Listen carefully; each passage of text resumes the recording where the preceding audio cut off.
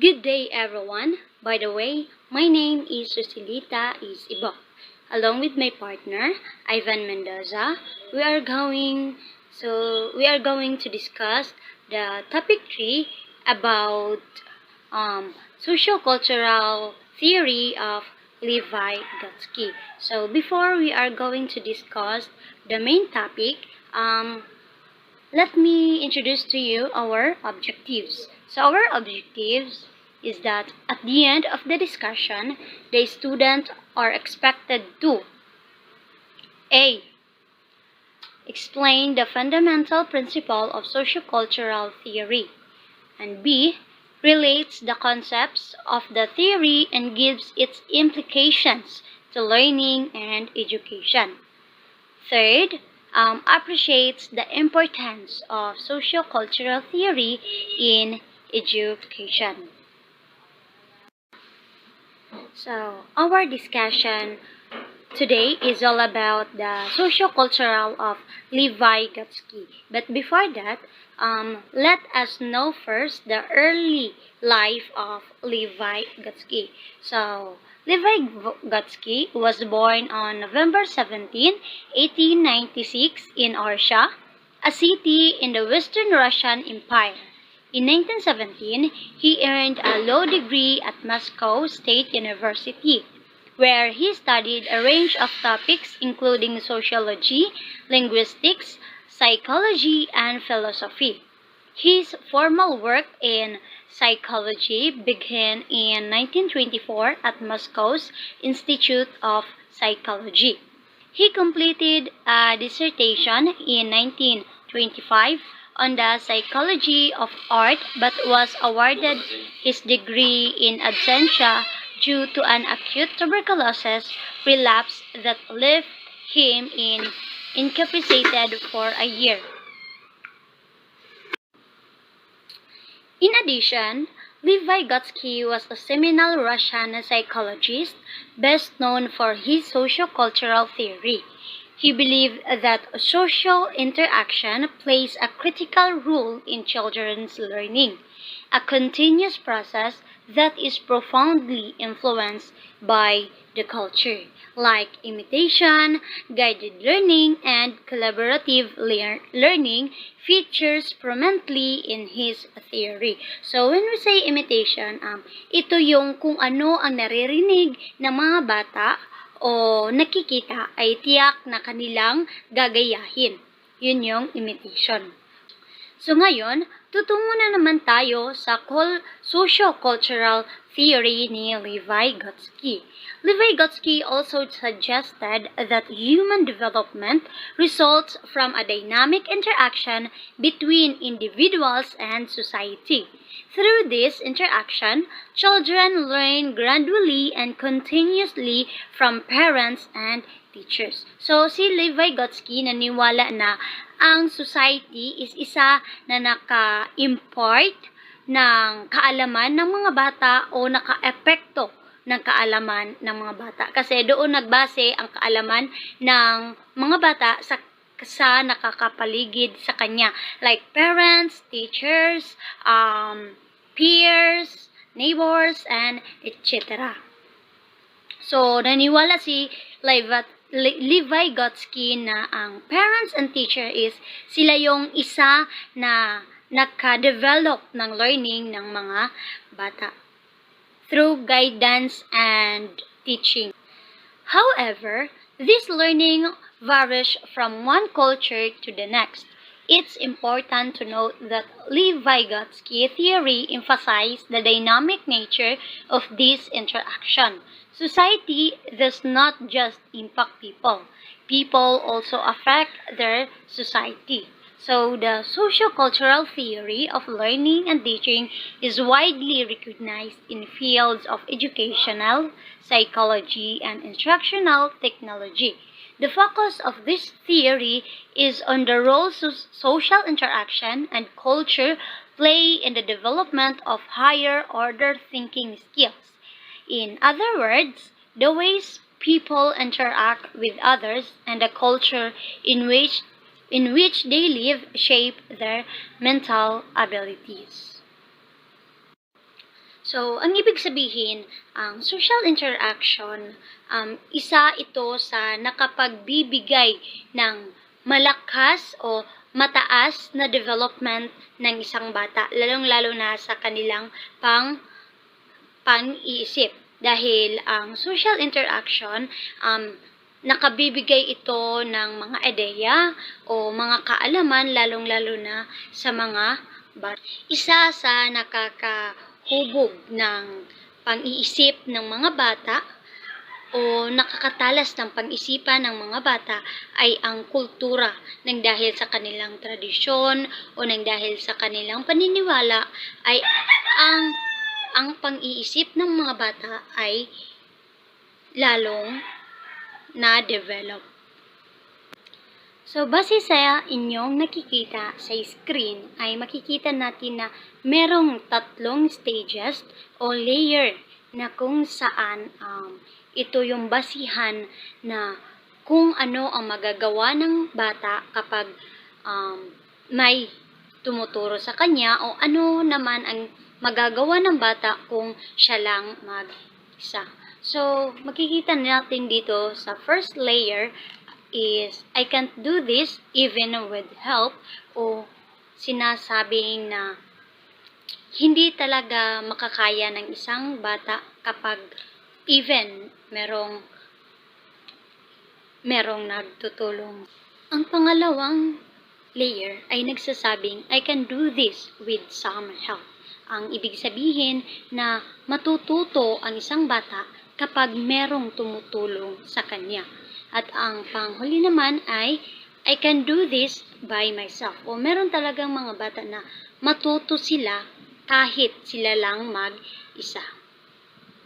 Of proximal development, the word proximal, it refers to those skills that the learner is close to mastering.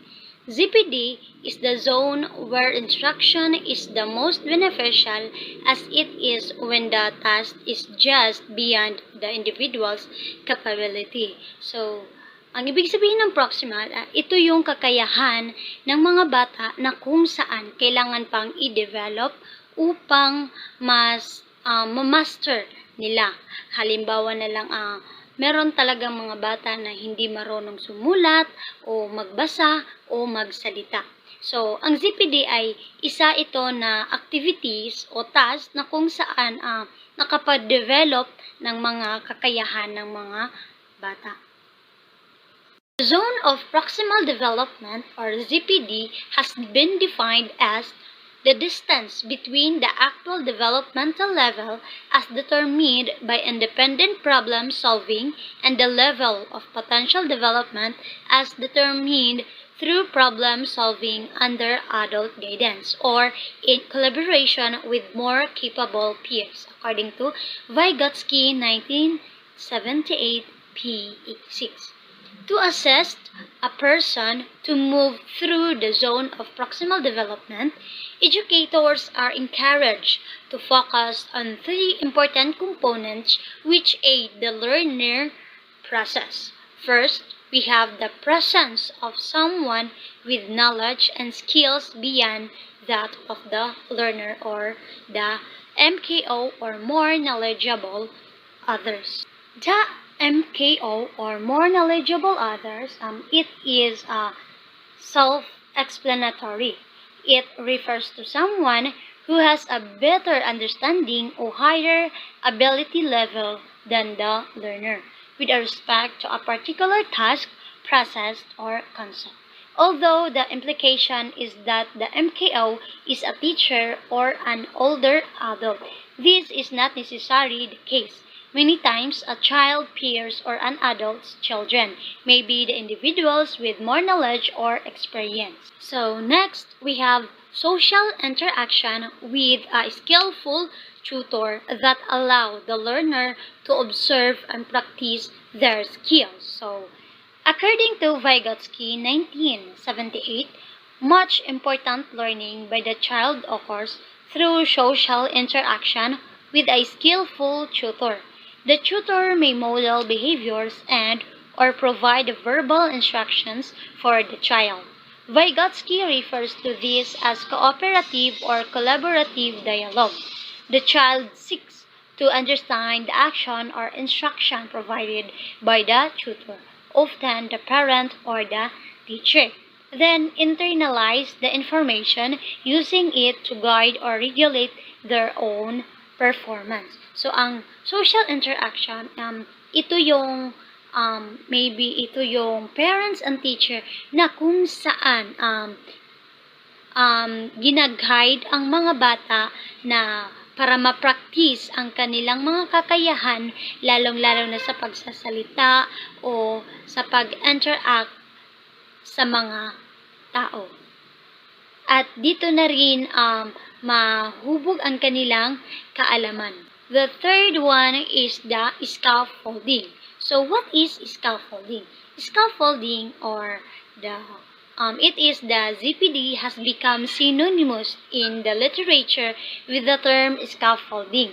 However, it is important to note that Vygotsky never used this term in his writing, and it was introduced by Wood, Brunner, and Ross in 1976. Scaffolding consists of the activities provided by the educator or more competent peer to support the student as he or she is led through the zone of proximal development. So to support it is tapered of like for example or withdrawn. It is become unnecessary much as a scaffold is removed from a building during construction. The student will then be able to complete the task again on his own. In summarization of sociocultural theory is considered primarily a developmental theory. It focuses on change in behavior over time, especially on changes that occur as individuals mature from infancy to childhood to adolescence and finally to adulthood. The theory attempts to explain unseen processes to development of thought, of language, and of higher order thinking skills with implications to education in general and is especially valued in the field of applied linguistics.